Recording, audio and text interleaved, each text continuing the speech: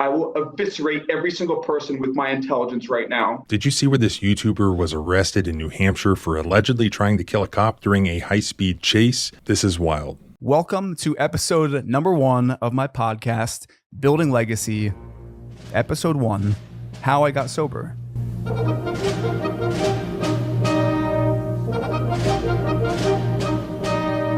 $1,444 days sober from alcohol today. I've been sober from alcohol for 1,558 days, so to press me on a DUI, I'm a public figure. I will eviscerate every single person with my intelligence right now. Mom, thank God, look at me! Eric. All right. They're here to help you. Our Father who art in heaven. Pulled off to the side of the road with my rollerblades and sat on the guardrails. Pressed the GoPro button so it was recording. I could see the police officer chasing that black Jeep. For some odd reason, this interested me, and I dug pretty deep into this, and it just gets more bizarre. People ask me all the time, what is that website that you're always talking about that safeguards your private information online? Most people are completely oblivious to the fact that their private data is being collected online and traded by shady data brokers, who then create these shadow profiles on us that includes all of our personal information without our consent. And they give it to banks, insurance companies, businesses, and of course, they give it to the government. This great product that I use and I recommend to you is called Incogni. It not only tracks down these data brokers that have your information, but they also have that information completely removed. And it's easy. You don't have to do anything, basically. You just create an account and they do it all for you. It works in the background, continuously removing your private information off the interwebs. As of today, Incogni has located my private information with 510 different data brokers, and now to date they've had that data deleted with 472 of those, with 38 other requests still in progress. And this would be a difficult and lengthy, time-consuming process, even with my legal experience and expertise, but I don't have to do anything. Basically just set it and forget it. See for yourself, check out Incogni using the link below, or go to incogni.com/civil to get an exclusive 60% off just for my audience. Incogni is awesome, but now let's get back to the video.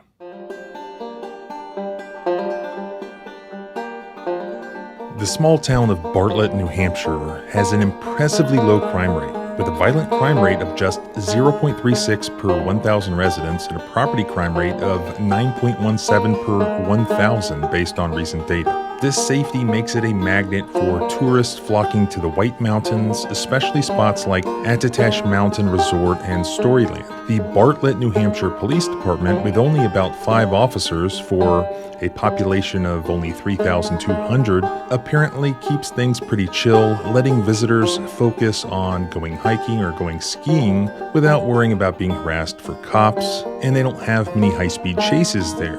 At least not until YouTuber Eric Conover showed up and raised holy hell there a few days ago. According to the Conway Daily Sun up in New Hampshire, a YouTuber with millions of subscribers was charged with attempted murder after allegedly hitting a Bartlett officer with his Jeep before leading police on a multi-county chase. And this is the YouTuber Eric Van Conover. He's approaching 3 million subscribers, and he has some really impressive videos to me where he's touring these huge homes, such as this crazy house, apparently the most expensive home on the planet. And in my opinion, these videos are amazing. I mean, from somebody who uses a $60 webcam, I don't even know how he films these things, but they're actually really cool.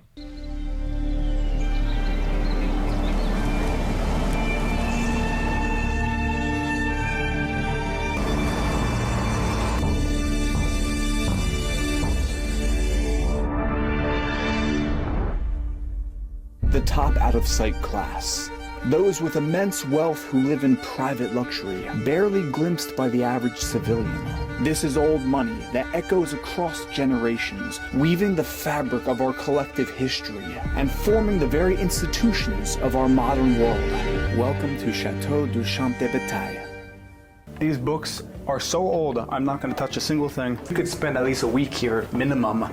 and still not explore everything? Like, what is that iron door? A Bartlett police officer is out of the hospital after getting hit during that chase with a popular YouTuber accused of trying to kill him. Eric Conover, 35, appeared before Magistrate Judge Mark Howard on Sunday. Charges against Conover include attempted murder of Bartlett Patrol Officer Cameron Emmett, and that is apparently a special felony. Second-degree assault, a Class B felony, reckless conduct with a deadly weapon, plus misdemeanor charges of conduct after an accident, disobeying an officer, and reckless driving. Bartlett Police Sergeant Brian Moffett outlined the case against Conover to the judge. Mr. Conover appears to have intentionally struck my officer who was out of his vehicle on foot with the Jeep. He said that around 4:46 p.m. last Saturday, Officer Emmett was conducting a traffic stop on West Side Road in Bartlett, which is a 35-mile-per-hour zone. His attention was drawn to Mr. Conover's vehicle due to very loud exhaust. He visually estimated the speed as being high, over the limit around 55 to 60 miles per hour. Officer Emmett attempted to pull Conover over in the area of 275 West Side Road, which is 0.7 of a mile north of Humphreys Ledge. The chase continued heading east on Route 302, where Conover stopped briefly near Attitash Woods Road. At another point, Emmett pulled his cruiser in front of Conover's Jeep and ordered Conover to exit the vehicle. However, Conover kept driving, making his way through Glen Village and Route 16A. Moffett said that Conover then increased his speed to 50 miles per hour in the 35-mile-per-hour zone and then brake-checked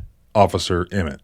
It's a bold strategy, Cotton. Let's see if it pays off for him. Just north of Limmer Boots, and you have to wonder how that one got its name, Conover stopped his Jeep in the oncoming lane. Officer Emmett parked his cruiser perpendicular to the front of the Jeep and walked towards the rear of Conover's Jeep. He ordered Conover to get out. While Officer Emmett exited his vehicle, he moved around to the rear of his cruiser, and Mr. Conover then backed his vehicle rapidly, pointed it directly at Officer Emmett, and accelerated at him, striking him at a reasonably high rate of speed. And this whole time I was thinking that it was a rollerblader that caught the video, but listen to this. We're very fortunate that an amateur drone operator was in the air when he saw the interaction and was able to capture it on video. Where is that video? Officer Emmett went over the hood of the Jeep and was thrown a distance by the impact. Conover then continued driving to the town of Carroll and was chased by Carroll County Sheriff's deputies. The pursuit totaled 38 miles until state police deployed spike strips. So the video footage that we do have was filmed by this guy, Keith Wright is I think his name. He's just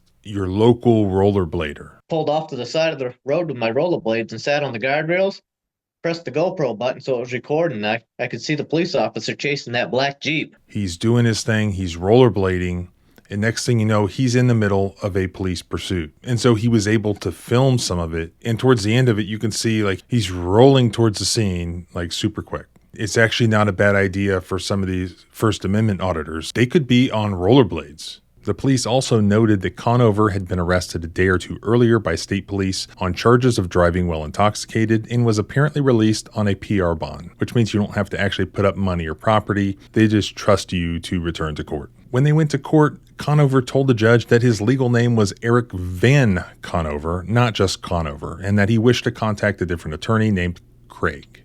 However, police listed his name as Conover anyways. Today in court, Conover was outspoken, claiming that he's a public figure because of his nearly 3 million subscribers on YouTube and saying this was part of a, quote, police sting against him. This seems to be a massive misunderstanding, Conover said. He said that he lives in New York City. I'm exactly who I say I am. I'm a YouTuber. He was encouraging the magistrate himself to look up his online following. I've been sober from alcohol for 1,558 days, so to press me on a DUI, I'm a public figure. Conover mentioned that he booked the presidential suite at the Omni Mount Washington Resort and that his parents were in the area. I love the White Mountains and people more than the actual land because they have treated me with respect here, he said. And I quote, "Actually, the state troopers brutalized me, but here, thank God for being in a small town." Conover inquired about his bail amount regarding the DUI charge. The judge said that he was probably released on a PR bond. Conover suggested that $2,000 would be reasonable, but added that he could pay up to $1 million.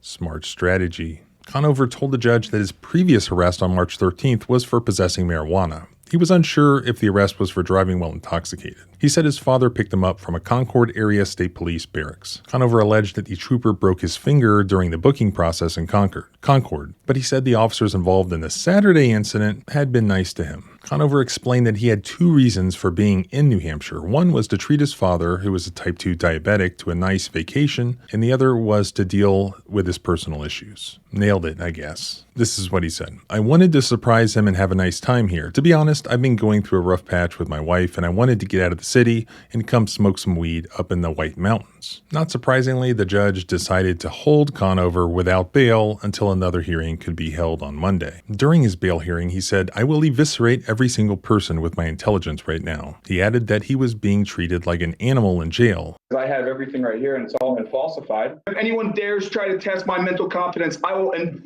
eviscerate every single person with my intelligence right now. And that's not being egotistical. And before his attorney arrived, Concord began reciting the Lord's Prayer, Our Father who art in heaven. along with curses, and expressed gratitude for his attorney. Mom, thank God, look at me. All right. Okay, Eric. All right.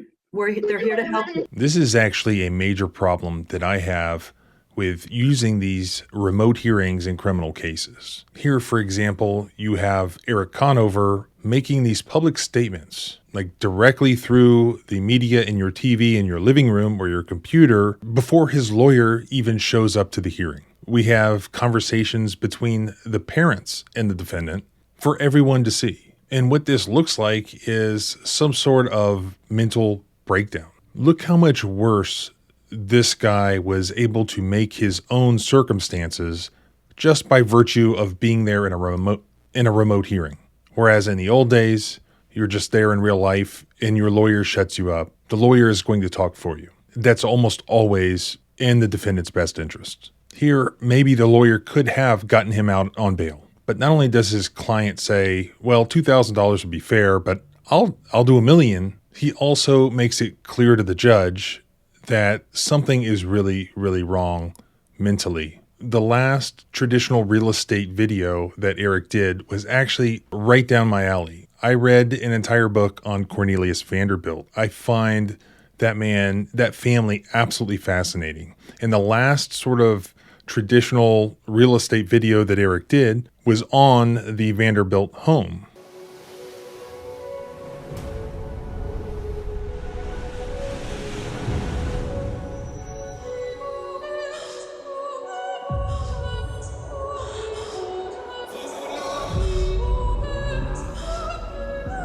The Breakers.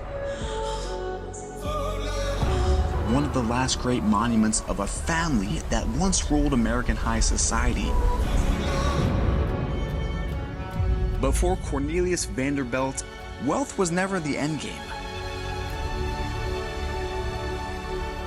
It was the foundation for something much larger.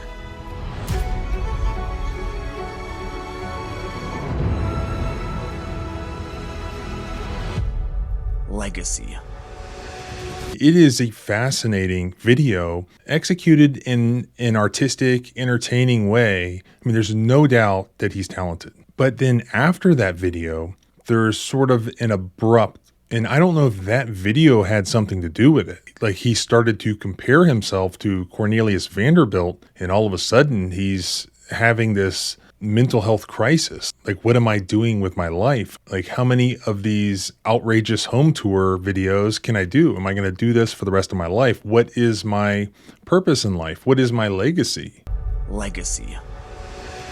And so he comes out with this new video that says this is episode 1 of his podcast, where he's talking about legacy, and he's starting with himself. And he goes all through his life and rambles on for well over an hour. And he goes all through his childhood, and it's pretty bizarre. My first thought going through it is, this is not something that should be on your YouTube channel. 1,444 days sober from alcohol today.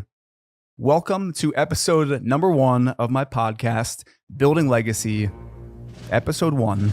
How I got sober.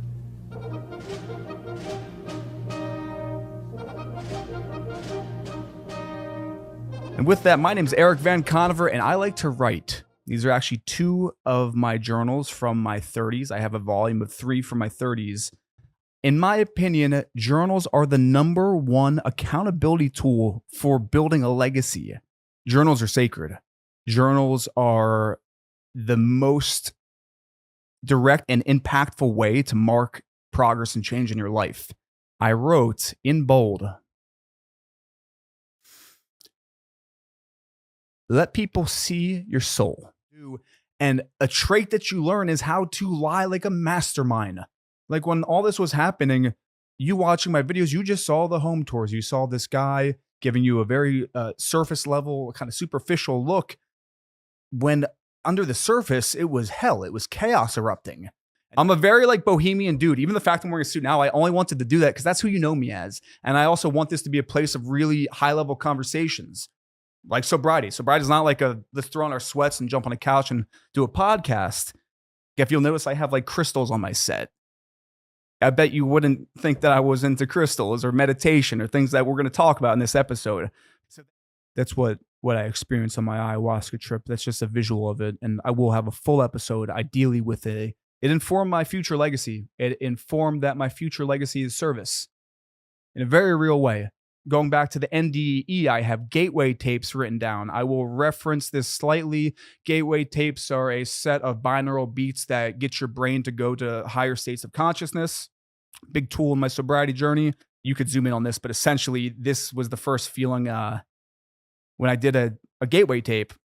And then when I went down the rabbit hole a little more, there seems to be more information out there, especially there's a thread in Reddit where people who have been following him for a long time are commenting. And it sounds like he had been on mental health meds and perhaps for whatever reason had stopped taking his meds, which then brings in a whole new conversation on mental health in the criminal justice system and interactions with police. Honestly, he's lucky that he's alive. How many of these mental health issues, these interactions end in police officer killing the suspect, especially with an allegation that, oh my God, his car is coming right at me. A lot of times that's not even true. Here, that police officer didn't even act in his own self-defense, apparently let himself be run over and fly over the hood, at least according to what's been said.